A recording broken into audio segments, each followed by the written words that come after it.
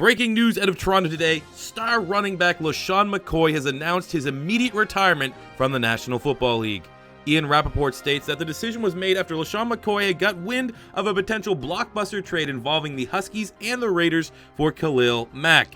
This is all fresh off the heels of LeSean McCoy's Nike ad campaign, which was seemingly a shot at Toronto Huskies owner Mr. C4, who for whatever reason has apparently gone out of his way to ensure LeSean McCoy's time in the friendly white north is anything but friendly.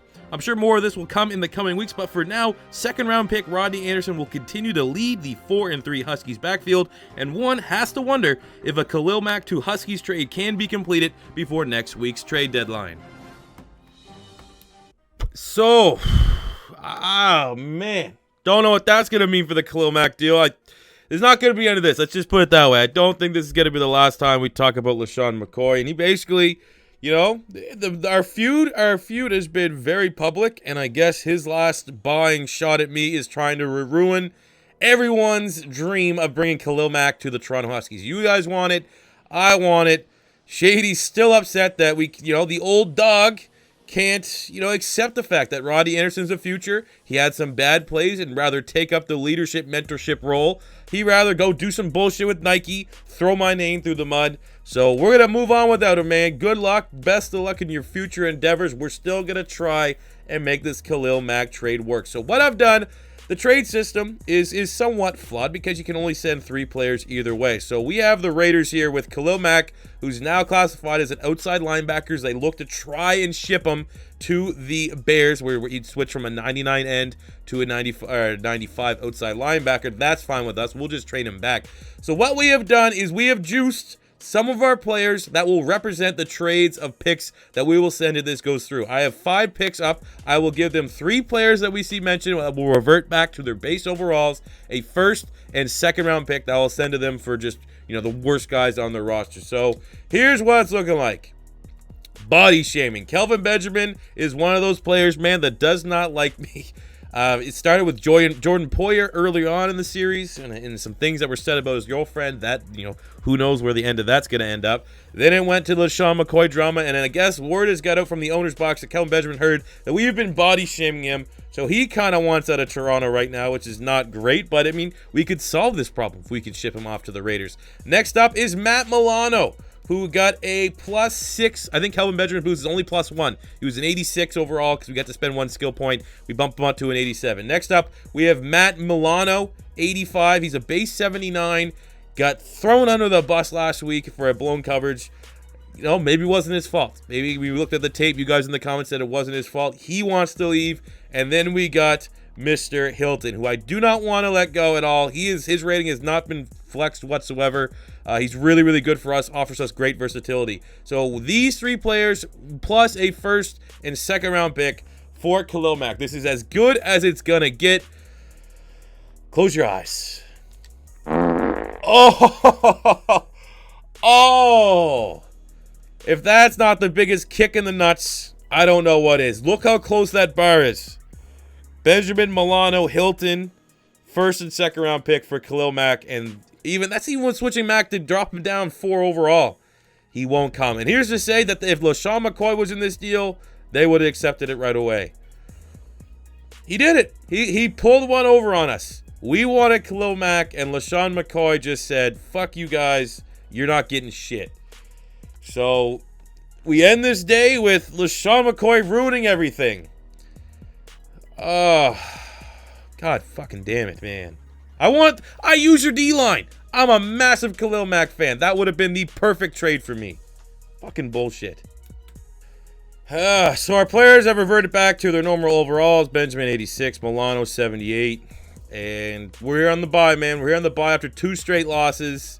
We're looking at player negotiations. We definitely need to bring back Corey Coleman. He's been our most explosive player on the outside. So we'll up his contract just a little bit here. About $20 million, and he'd like to take a better You're a bust! We took you from the Browns when no one wanted you. You're excelling, and now you're trying to bend us over yet again. I think this is the second time we failed to have a contract extension. I will go to $2.55 million on the signing bonus. If not, get gone. Get gone off my team. I feel like let's just advance one more week. We're not going to be able to make a trade. I mean, we had LeSean McCoy as a potential option. None of you guys wanted that. It was Khalil Mack or a bust. And not LeSean McCoy. We had Le'Veon Bell. Le'Veon Bell was an option, and you guys didn't want that. It was Khalil Mack or bust, and LeSean McCoy decided to shit in our cereal. Is that even the phrase? Is it piss in your cereal or shit in your cereal? Either way, felt like someone just shit in my cereal. So go to week 9. We're getting ready to take on the Jets. 3-4, 4-3.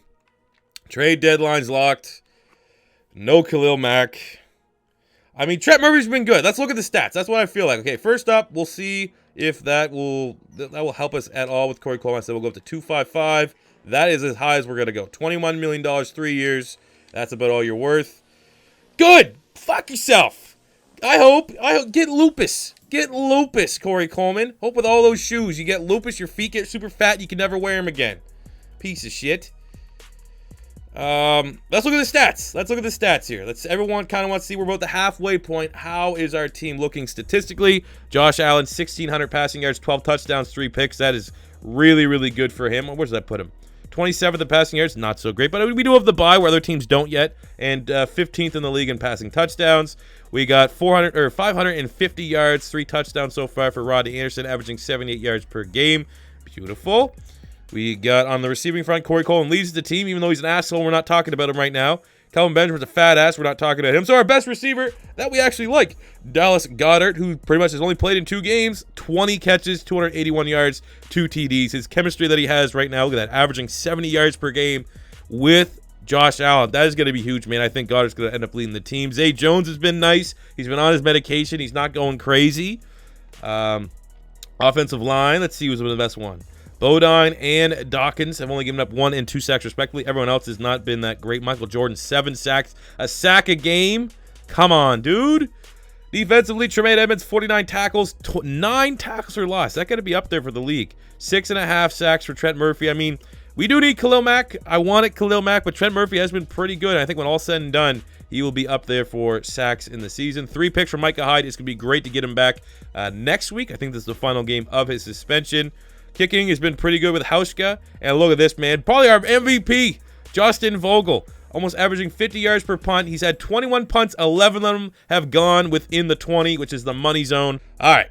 Now that's being said, we're getting ready to take on the 3-4 Jets. What are the Jets saying for this season? I recall a week ago they beat the Jags in what can be considered an upset. Sam Darnold, stats fairly similar to what we have in Josh Allen. 1,700 yards, 13 touchdowns, 6 picks. The running attack has been, average with Latavius Murray. Receiving, Robbie Anderson is a speedster. We're going to be definitely conscientious about that. Jordan Matthews has 6 touchdowns for them. Sure, why not? Defensively, Avery Williamson has been all over the place. So, same with Jamal Adams. Not a lot of pressure, not a whole lot of turnover, so we don't really have to worry about that. Our offensive line should control the line of scrimmage here. This is going to be, I don't want to say it's a must-win, but the fact that they're right in the race, we lose this game, they could supplant us. We could very well fall to 3rd in the East after this week. We got to go in. We got to go in. We got to get the bad taste of the LeSean McCoy, Khalil Mack trade out of our mouths. Let's put a fucking hurting on the Jets. Oh, beautiful. Right to Jamal Adams. Fucking great, man. This team's in a rut. I don't know what's going to do. 2 losses. The Khalil Mack trade blowing up. The beef with Kelvin Benjamin and Poyer still on the roster. No Micah Hyde. And then that shit. Phenomenal. Phenomenal. What were these guys doing on their bye week? Smoking crack? With former Toronto mayor and deceased man Rob Ford? Finish him. Oh, there's a safety. Let's go, Harrison Phillips. Give me the ball. Defense will pick up the slack when the offense struggles. Give me the ball back. Darnold didn't have a chance. Oh, 3rd and 11. A beautiful pass to Jalen Samuels. And Jamal Adams is hurt. I don't want to wish injury on any player, but thank God. 2nd and goal on the 7. Just going to set up. Oh, beautiful pass across the middle. Rodney Anderson. 220. Was he almost 230? Got hands on him too, ladies and gentlemen. First career receiving touchdown. Huskies go up. 3rd and goal. Come on, Ben, don't break defense. We got to get shirts. Ben, don't break. Unless we break, because then, oh, there we go, and he tries to go for some CFL rule type shit where you throw it through the end zone. Field goal for 9 points. Good stand, D. Good stand.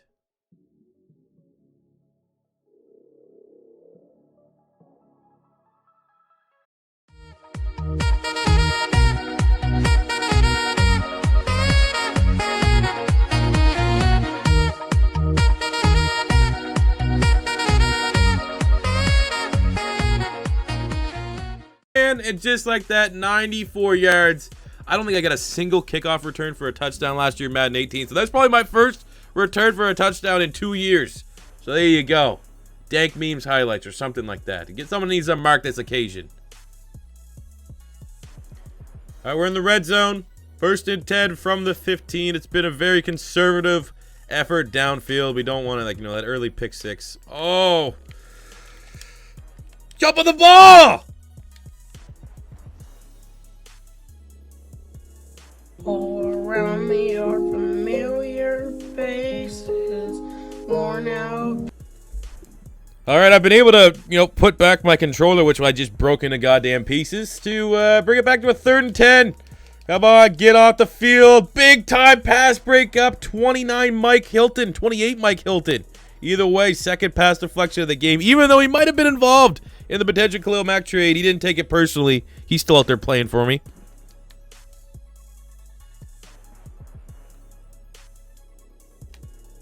Oh, big time play. Rodney Anderson on the screen, allowing us to get hopefully some sort of points before the end of the half.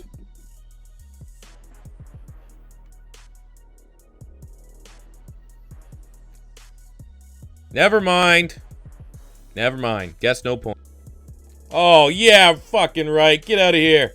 Double sack. Sack Lawson and Tremaine Edmonds getting in. 2nd and 18. Oh, another sack. No, Milano. This guy's my dude now. Went from being on the shit list to the hit list. 3rd and mile. They don't got Freddie Mitchell either. Oh, great. Injury timeout to Anderson. He looks fine, though. Look, he's running out the field. Watch it be like a torn ACL or some shit. Rodney Anderson has a quad strain. If he's run out the field like that. Great. LeSean McCoy, the ghost and the curse of LeSean McCoy strikes again.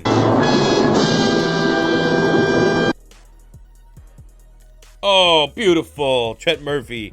The white Khalil Mack, right? That's what people call him, right? Oh! Harrison Phillips, Dirty Harry with the 2nd sack of the game. 4 sacks to 1. Punt the ball, bitch. All right, this is game 4th and 20. Everyone's about to get drug tested after this one. Ah, that's a joke. That's a juvenile joke. Let's go. Oh, come on. Oh, he just pulled one of me where I just end up keep running. Beautiful. Huskies are going to get out of this one with a victory, I think. Ah, yeah! Game over. And there you have it. Huskies are able to get out of their losing streak on and off the field to beat the Jets 19-13. Was an ugly game.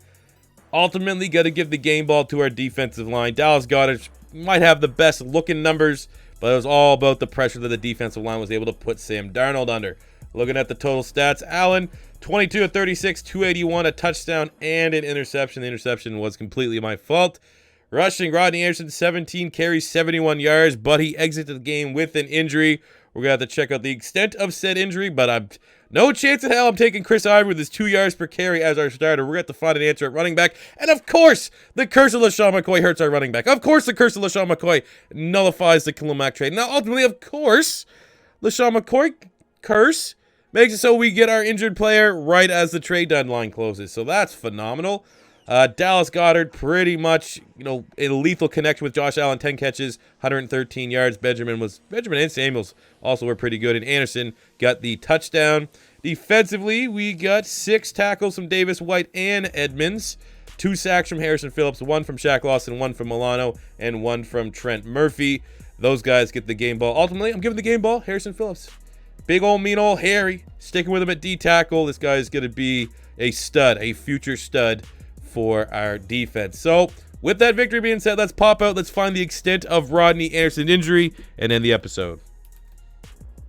And we're good. Must have just been a stinger. Rodney Anderson is good. He's healthy, and he is ready for this Week 10 matchup upcoming against the Bengals, where also we get the return of our second in the league in interceptions, even though he's missed 3 games. Micah Hyde is returning at strong safety, which means we can move Mr. Dakota Allen, a.k.a. Last Chance U, to his original middle linebacker spot for some valuable depth for the team. So, lots happened this episode. We got a victory on the field, but off the field, the LeSean McCoy, what's going on with that? How's that going to end? Just beefs in general on this team between me, Kelvin Benjamin. You also got Poyer. That's kind of been swept under the rug. Will it buck up its ugly head? We don't know. And obviously, the Khalil Mack trade is nonsense. It's garbage. It's bullshit, but it is what it is, man. We just couldn't make it happen after LeSean McCoy just retired, man. That's the kind of guy he is. That's the kind of human being he is. So, hope you guys did enjoy this episode. As always, if it's your first time stopping by, don't be afraid to hit that subscribe button. And until next time, it's C4 saying peace out. A living legend when I die, know I said it here. Need them tennis chains hanging at that cashmere. Always been a G, running crazy at my fear. Got a buzz while I'm